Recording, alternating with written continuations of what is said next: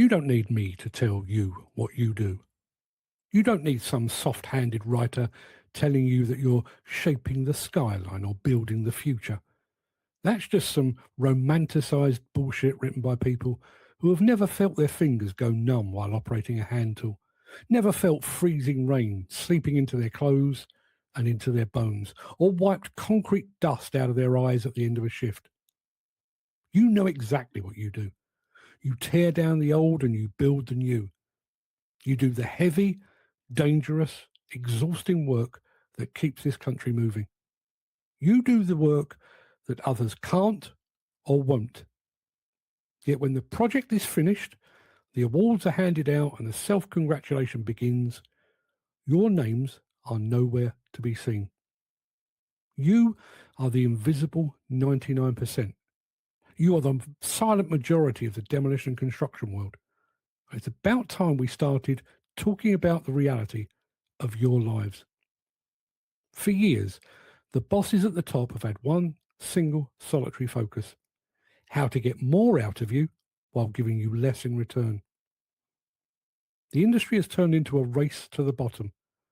Tender prices are slashed to the bone to win contracts, and who pays the price for that? It's not the developers sitting in warm, dry offices sipping expensive coffee. It's not the company owners who have long since quit visiting filthy sites in the arse end of nowhere. And it's not the managers who monitor productivity, progress, and performance from afar. It's the men and women on the ground. Everyone else is far removed from the realities of the site. They don't see the 12-hour shifts that stretch into 13 or 14 when you factor in the commute.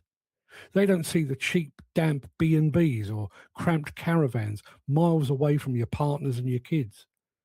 They have no notion of what it's like to be hired through agencies on contracts that aren't worth the paper they're printed on, knowing you could be handed your cards on Friday afternoon with absolutely no recourse.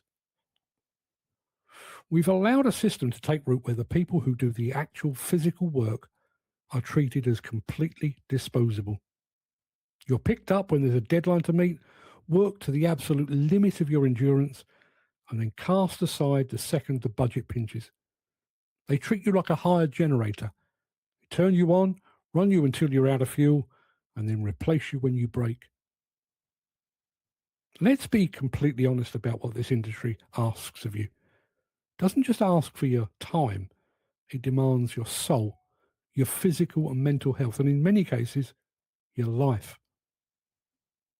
Every person who has spent a decade on site knows the toll.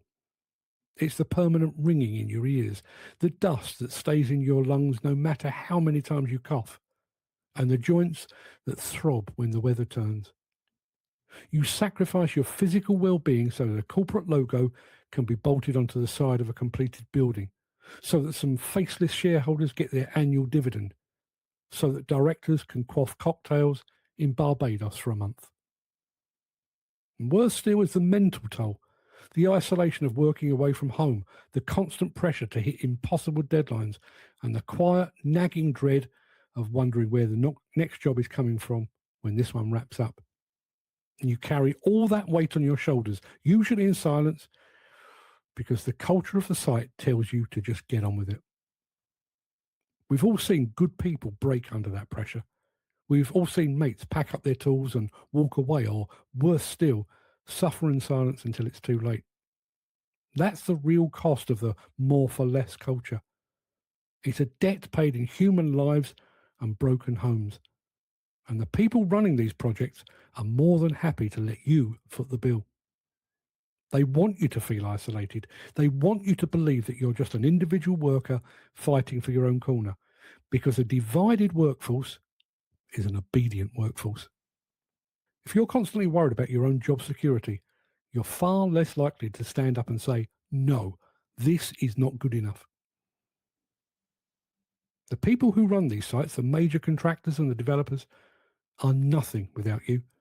They have the drawings, the permits, and the bank loans, but they don't possess the skill, the muscle, or the courage to do what you do. Every single brick, every single steel beam, every cubic meter of cleared ground is a direct result of your labour. If the silent majority decided tomorrow that the terms had to change, the entire industry would grind to a halt within 24 hours. That's the leverage you hold, but it only works if you realise you're not alone. You have to stop accepting the crumbs. You have to stop accepting the idea that long hours, terrible conditions, and zero job security are just part of the job. They're not, or they shouldn't be. They're the result of a system that has prioritised profit over people. It's surely time for the men and women of this industry to come together, to look out for one another, and to demand the respect that you've earned 1,000 times over. If a mate is being treated unfairly or pushed into an unsafe situation to meet a target, don't look the other way. Speak up. An injury to one is an injury to all. You need to demand proper contracts, fair pay that reflects the physical toll of the work, and realistic schedules that don't require you to ruin your health. Stop letting them tell you that you're just a number on a spreadsheet, an expendable commodity that can be replaced in an instant. You're the backbone of this nation's infrastructure, and it's high time you were treated as such. So the next time you stand on site in the freezing cold looking at a massive project, remember this. The people who drew it, the people who financed it, can't build it. Only you can. You are the silent majority. It's time to make some noise.